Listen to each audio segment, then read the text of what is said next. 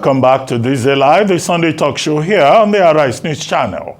With me today, I have Professor Anthony Killer, Professor of Strategy and Development and Institute Director at the Commonwealth Institute of Advanced and Professional Studies, as well as Professor David Aworawo, Professor of International Relations and Strategic Studies at the University of Lagos. After a three-day national protest against its economic strategies, President Bola Ahmed Tinubu addressed the country this morning, voicing worries about the fatalities, the damage to public property, and the looting that took place, which went against the assurances of peaceful protests. President Tinubu underscored the economic reforms his government has implemented, such as the elimination of fuel subsidies and the discontinuation of multiple foreign exchange regimes, which had adversely affected the economy. He emphasized that these measures were essential to correct economic mismanagement and pointed out that they have resulted in substantial enhancements in government income and the productivity of the non-oil sector. The president also detailed various initiatives geared towards economic growth and social well-being, including significant infrastructure projects, the compressed natural gas (CNG) initiative aimed at lowering transportation costs, and various programs to support and uplift the youth. My fellow Nigerians, I speak to you today with a heavy heart and sense of responsibility, aware of the turmoil and violent protests unleashed in some of our states. Notably, among the protesters were young Nigerians who desired a better and more progressive country where their dreams, hope, and personal aspiration will be fulfilled. I am especially pained by the loss of lives in Borno, Jigawa, Kano, Kaduna, and other states, the destruction of facilities in some states, and the wanton looting of supermarkets and shops, contrary to the promise of protest organizers that the protest will be peaceful across the country. The destruction of properties set us back as a nation, as scarce resources will be again used to restore them. I commiserate with the families and relations of those who have died in the protest. We must stop further bloodshed, violence, and destruction. As the president of this country, I must ensure public order in line with the constitutional oath to protect the lives and property of every citizen. Our government will not stand idly by and allow a few with a clear political agenda to tear this nation apart. Under the circumstances, I hereby enjoin protesters and the organizers to suspend any further protest and create room for dialogue, which I have always acceded to at the slightest opportunity. Nigeria requires all hands on deck and need us all, regardless of age, party, tribe, religion, or other divides, to work together, reshaping our destiny as a nation. To those who have taken undue advantage of this situation to threaten any section of this country, be warned. The law will catch up with you. There is no place for ethnic bigotry or such threats in the Nigeria we seek to build. Our democracy progresses when the constitutional rights of every Nigerian are respected and protected. Our law enforcement agencies should continue to ensure full protection of life and properties of innocent citizens in a responsible manner. I'm now being joined by human rights lawyer Dr. Monday Ubani for a review of President Tinubu's Sunday morning broadcast and the reaction of protests to the nationwide speech.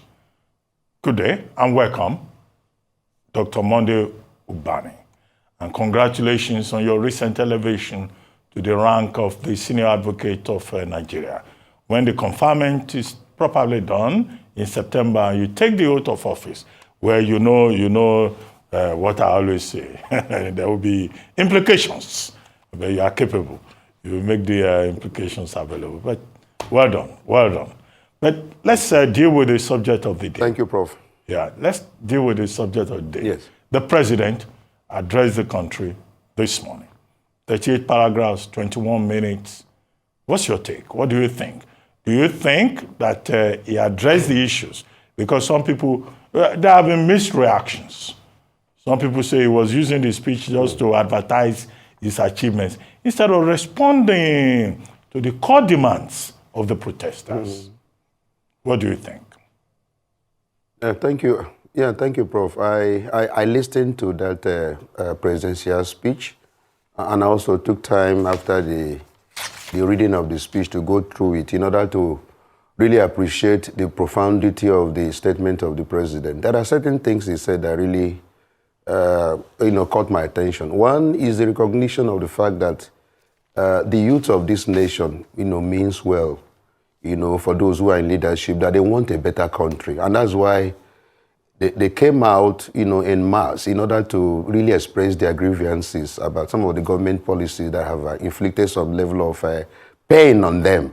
That recognition to me is very important, that he recognized the fact that, look, they mean well, that this is a country that all of them want to be well run and be made conducive for them to operate. That is very key. Also felt pain for the destruction of lives and properties, and then wanton even looting of private properties by certain persons who now took advantage of the protest in order to unleash pain and mayhem. He acknowledged that, and he felt that that wasn't too good, for the nation. And then he also now went into plea. Look, I don't want this to continue because we know the consequences. It will cost us politically, it will cost us economically.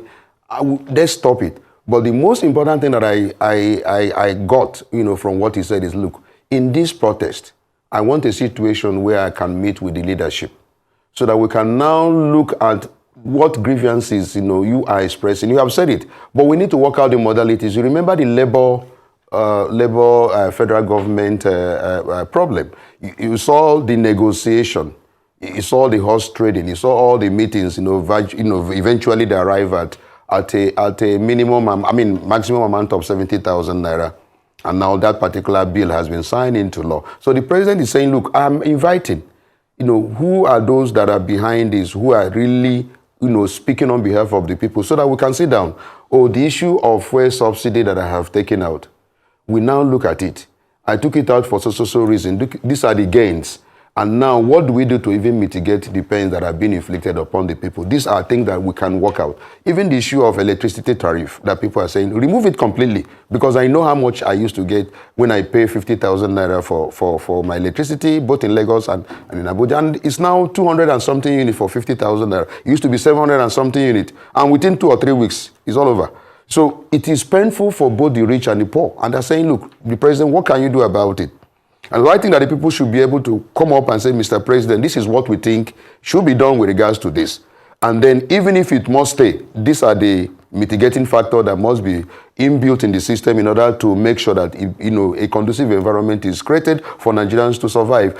The protest is clearly a sign of feedback mechanism for any government, especially in African continent, where the institutions are not too strong. Yes. Dr. Ubani, I get your point.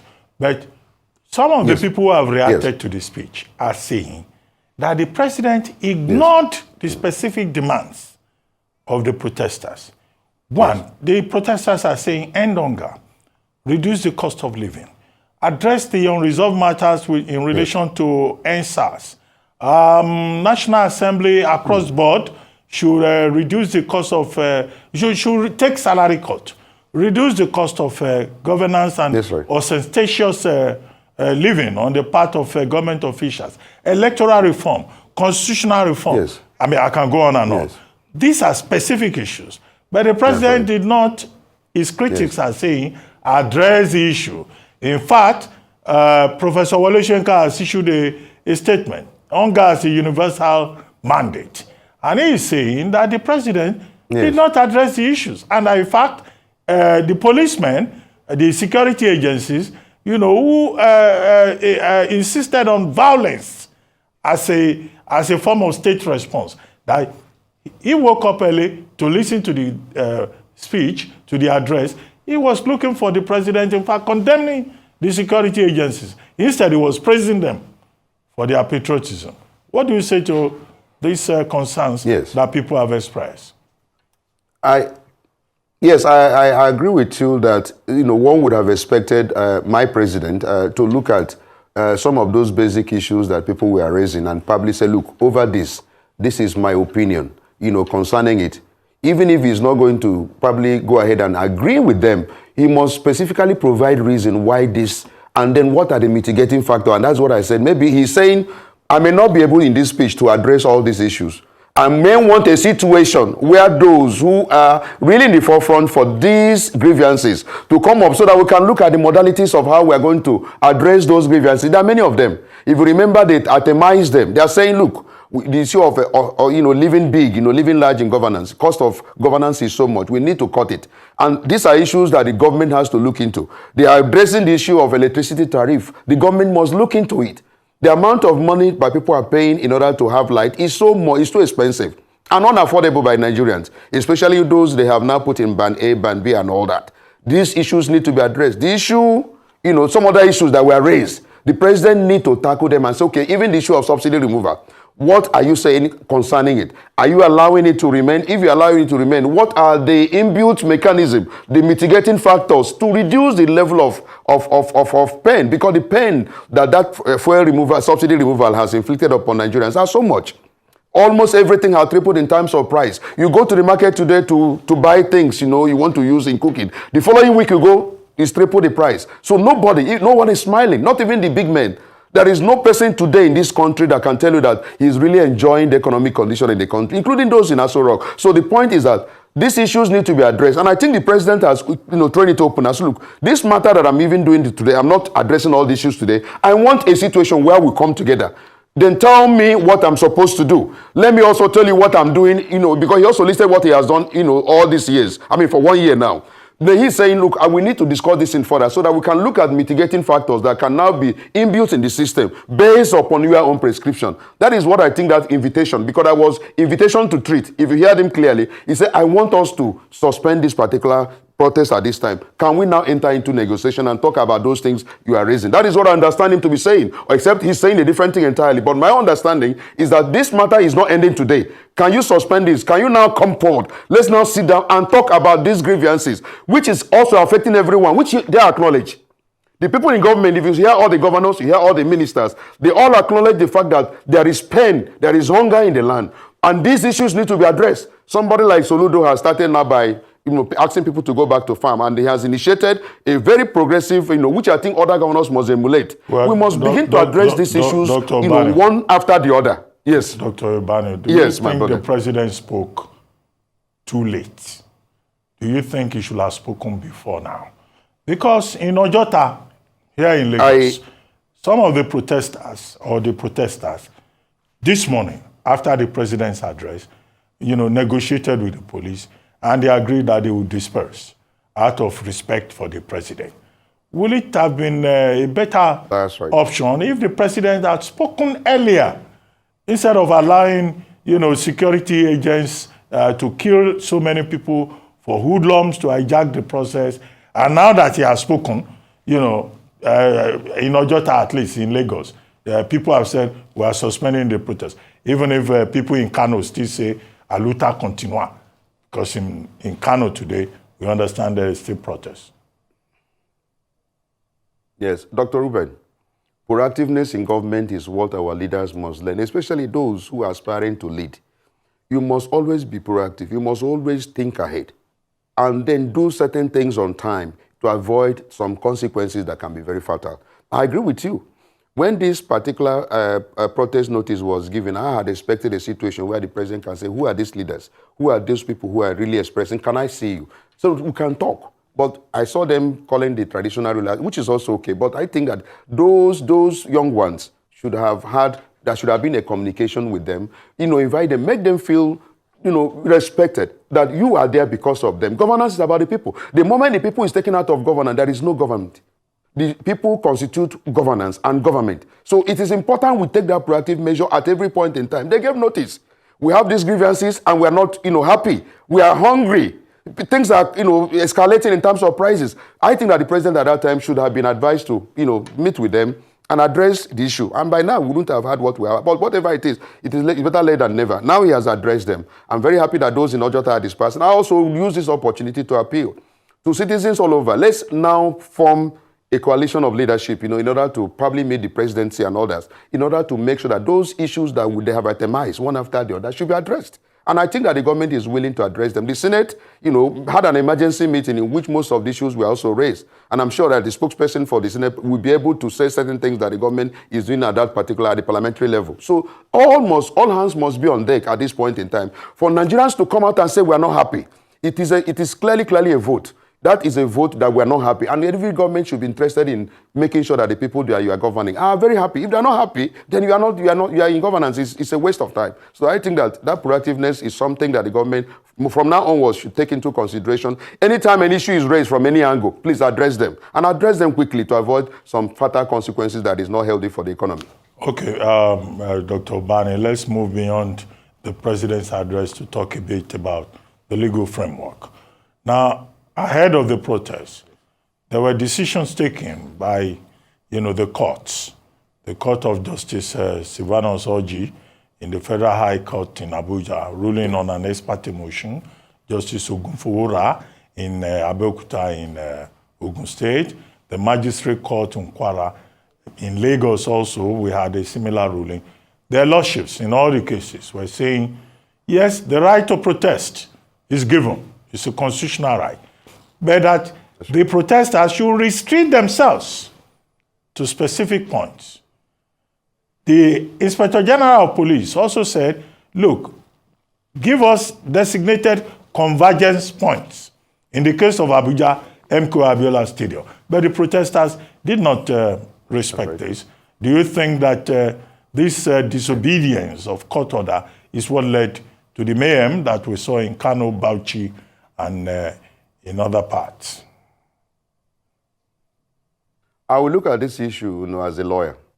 I'm not going to look at it from any sentimental view. The position of the law is that there are rights guaranteed by the Constitution, 1999, issue of movement and assembly. It is a fundamental human right. But Section 45 also made a provision for derogation of that right. And it says that nothing in those sections will invalidate any law that is justifiably reasonable in any democratic society. In other words, there must be a substantive law that is reasonably justifiable in a democratic society to derogate from those enshrined fundamental human rights. And I think we get that right. Now, what the governors did was, look, if we allow what has happened before in terms of protests, to go in a manner that is limitless, without, boundaries, we will have consequences on our hand that will be very fatal. So they took a proactive measure by going to court. But the problem with those court orders they obtained is, most of them were obtained ex parte. Was there any law that has been enacted which has now restricted those rights? Because there must be a law in the first place, so that upon that law, the court now can make a pronouncement. But that is not what I want to discuss now, because legal pundits, experts, will look at the constitutionality of those orders. But I think that to give them some level of credit, they took those decisions because of previous experience of protest. If you remember what happened in NSAS, where properties were damaged, lives were lost, police stations, were burnt, and, policemen were killed. So they now took a proactive measure and said, we will not allow such a situation where they can now gather at every point, and then some hoodlums can, take, control of the entire thing and cause mayhem. Let's go to court and let the court now restrict. As I said earlier, the constitutionality of that will be a further discussion by legal pundits. But the point is that they took a proactive measure in order to ensure that go there. Yes, you have a right to protest. You have a right to express your grievances. But can you do it in such a manner that you don't destroy things, you don't destroy life? That was why they took those decisions, and went to court and got those orders. But you find out that people did not obey that, and that's why we had what we had.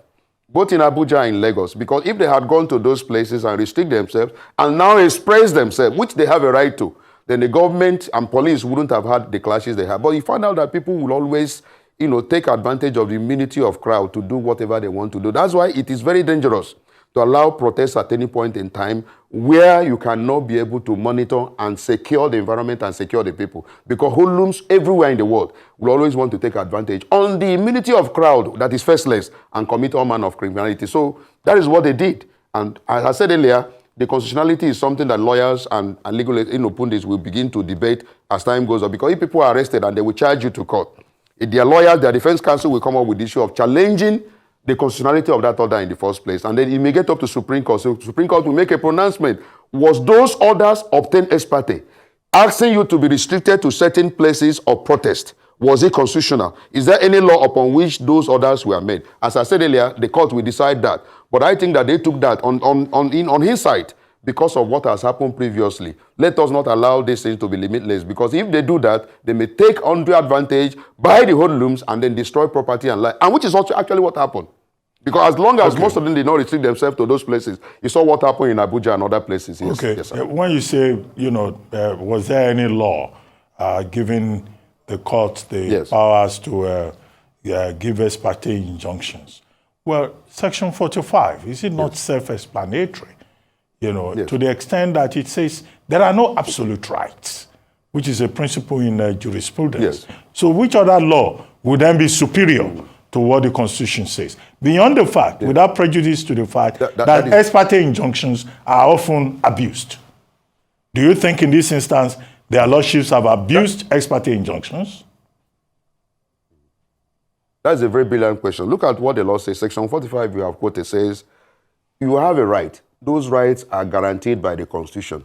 Then 45 says, nothing in those rights, in those sections that have given you this right, will invalidate any law that is reasonably justifiable in a democratic society. Then you ask yourself, was there any law that has been now made derogating those rights? Court order cannot be a law. It's the legislators that enact a law. State House of Assembly, the National Assembly. Was there any law that has been enacted by any State House of Assembly or federal saying that the right to movement is restricted? Is there any such law? Because I'm saying there must be a law, because the Constitution itself says, yes, you have a right, but that right can be derogated. But it has to be by a law reasonably justifiable in a democratic society. Was there any law? But as I'm not here to debate that, because the court will decide that when the matter comes up before the court, whether there was any law or whether the court order has constituted a law. That is a different, kettle of fish. So my take is that the issue of restricting that right was proactive. It was done because of previous experience, but whether it is constitutional or not, the court will decide that in future if it comes up before it. Okay, I get your point. You are trying to suggest that it's not the duty of the courts to make laws. That's the job of the legislature. Yes. But let me ask you about the role of the NBA That's correct, sir. in this matter. Mekiawu SAN and his team came up with this idea of a pro bono team to defend the rights of persons involved in the protest. Well, do you think that has worked so far? Because I think a mobile court in Sokoto has already tried people expeditiously and given them a fine of option of a fine of 100,000 naira each. But the whole idea of the NBA stepping in, you used to be in charge of Speedo, NBA Speedo in Lagos State. Yes. No, the whole federation. Now, what happened was that the president asked all the branches, we have up to over 100 branches in the federation, that look, wherever this protest is taking place, the lawyers must take charge and ensure that the lives of the citizens are protected in terms of legal defense. Now, maybe there may be a failure on the part of the branch where these have taken place. They were not able to know when these people were arrested and taken to court, and then now their matter determined expeditiously. But it's even wrong for any trial of any accused person to go on without any legal representation. I know that the law says, it can be invalidated if it is issue of death penalty if you don't have legal representative. But I think that every person that is accused of a crime is presumed to be innocent and entitled to legal representation.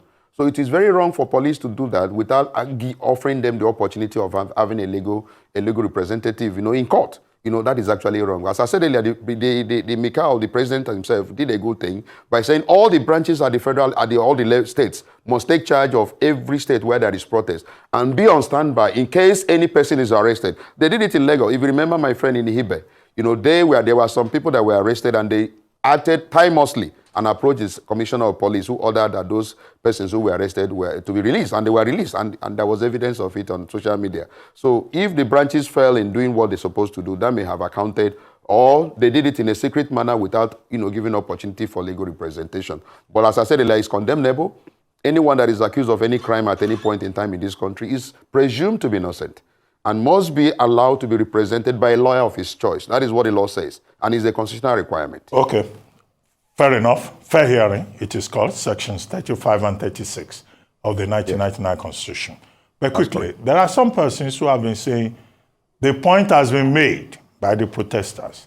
At Tedo Peter side, for example, the Center for the Promotion of Private Enterprise, for example, and a number of other Nigerians who are saying, look, you have made your point, let the country move on. There's no point saying the protest you continue for the next remaining days, August 1 to 10.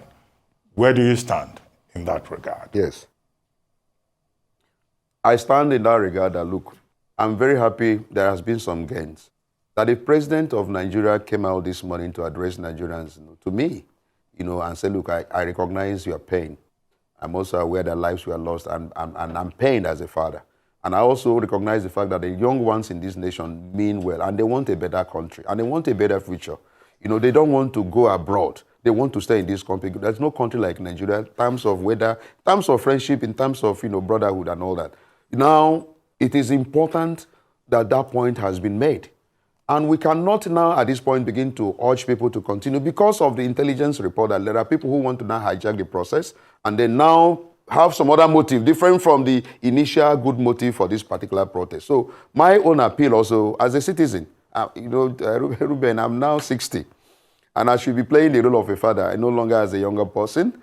I should appeal, to citizens, and to fellow Nigerians that we should at this point in time suspend this particular protest and then constitute a crack leadership team that should now meet the presidency in order for them to really look at those grievances as expressed and see what the presidency and others can do in order to address them. That's my take. Because going ahead with it, and lives being lost, and then most times they do these things contrary to the orders of the court, and then police take advantage, begin to shoot and kill, and all that. I don't want anyone to die, because it's not worth it.